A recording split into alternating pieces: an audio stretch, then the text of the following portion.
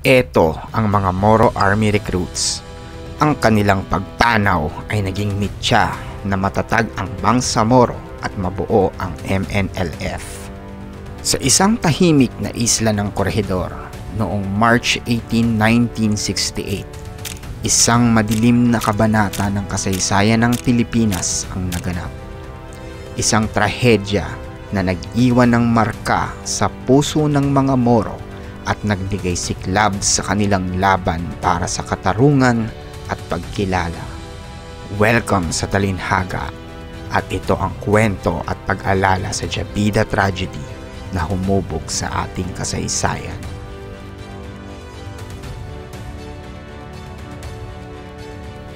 Ang Jabida Tragedy ay bahagi ng isang lihim na operasyong militar na tinawag na Operation Merdeka.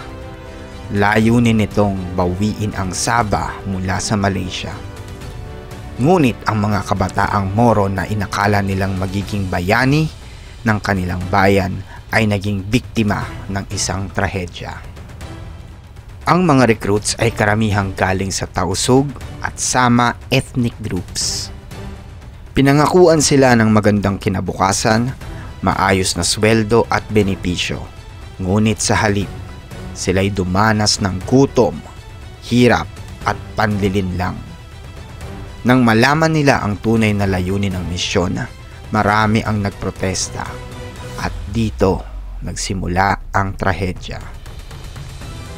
Para lubos nating maunawaan, ano nga ba ang Operation Merdeka?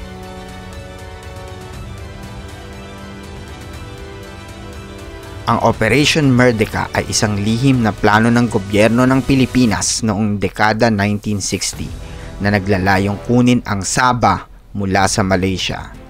Ang salitang Merdeka ay nangangahulugang kalayaan sa wika ng Malay. Layunin ng operasyon na ito na palakasin ang paghahabol ng Pilipinas sa Sabah sa pamamagitan ng covert operations o lihim na hakbang. Ang pangunahing layunin ay lumikha ng kaguluhan sa Sabah sa pamamagitan ng pagsabotahe, propaganda at iba pang operasyong pangsikolohiya.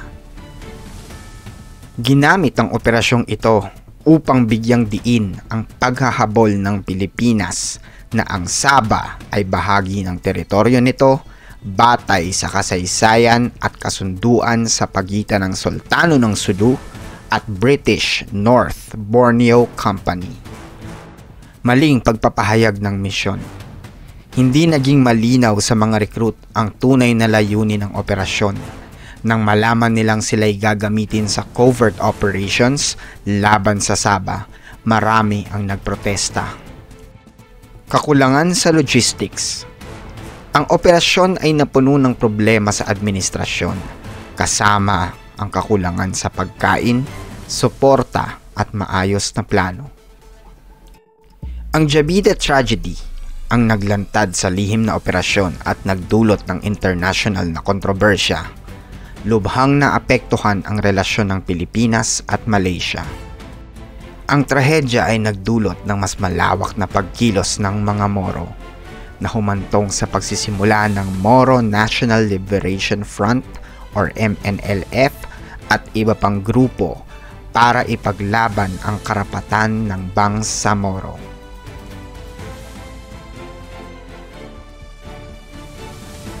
Sa halip na pakinggan ang kanilang hinaing, sila'y pinatahimik. Isa-isang binaril ang mga recruit at ang eksaktong bilang ng biktima ay nananatiling misteryo hanggang sa ngayon. Ngunit ang kanilang sigaw para sa hustisya ay hindi kailanman nalimutan.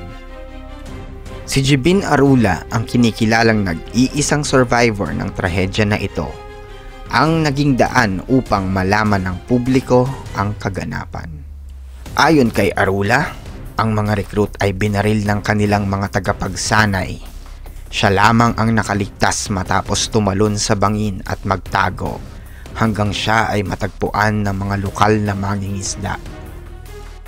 Ang kanyang testimonya ang naglantad sa Jabida Tragedy na naging sanhi ng malawakang kontrobersya at nagbigay daan sa paggising ng kamalayang Moro Ang pangyayaring ito ay naging mitya ng Moro insurgency at nagbigay diin sa pangangailangan ng katarungan at pagkilala sa karapatan ng mga Moro.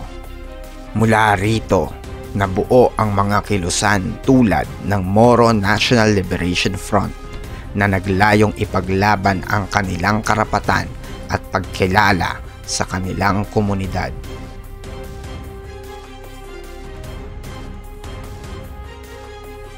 Bago tayo magpatuloy, kung nagustuhan mo ang video na to, sana mag-subscribe ka para makanood ng iba pang historical videos na nagbigay ng malaking impact sa kasalukuyan. Huwag mo kalimutan i-like at mag-comment kung anong parte ng video na to ang nagustuhan mo at kung anong video ang gusto mong makita sa future.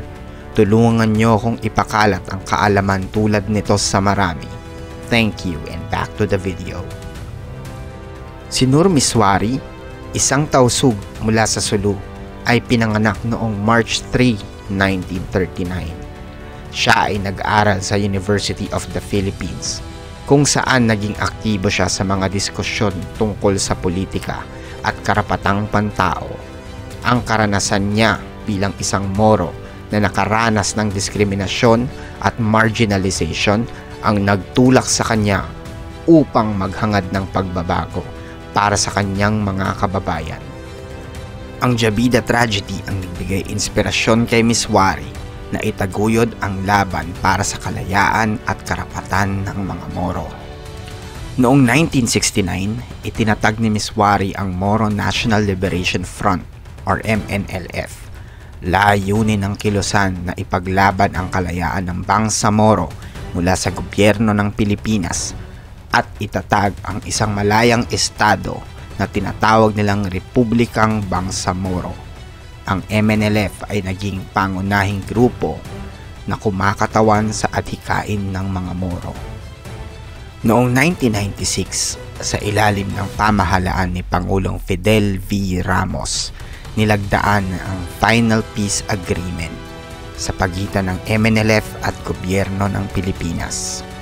Bilang bahagi ng kasunduan, si Miswari ay naging gobernador ng Autonomous Region in Muslim Mindanao or ARMM. Gayunpaman, nagkaroon ng mga hamon sa pagpapatupad ng kasunduan at nagresulta sa pagkawatak-watak ng MNLF at pag-usbong ng iba pang grupo tulad ng Moro Islamic Liberation Front or MILF. Ang Bangsamoro Autonomous Region of Muslim Mindanao o BARM ay resulta ng mahabang kasaysayan ng pakikibaka ng mga Moro para sa pagkilala, katarungan at otonomiya. Noong July 26, 2018, nilagdaan ni Pangulong Rodrigo Duterte ang Bangsamoro Organic Law. Ang batas na ito ay nagbibigay daan sa pagbuo ng Bangsamoro Autonomous Region of Muslim Mindanao na mas may malawak na kapangyarihan kumpara sa ARMM. Ang Bangsamoro Transition Authority o BTA ang pangsamantalang namahala sa BARMM mula 2019 hanggang 2022. Pinangunahan ito ng mga leader ng MILF, kabilang si Al-Hajj Murad Ibrahim na naging unang punong ministro ng BARMM.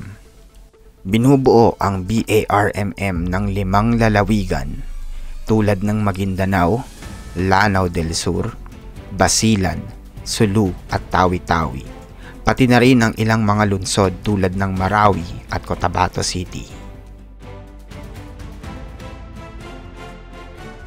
Ngayon, ang alaala ng Jabida Tragedy ay nananatiling paalala.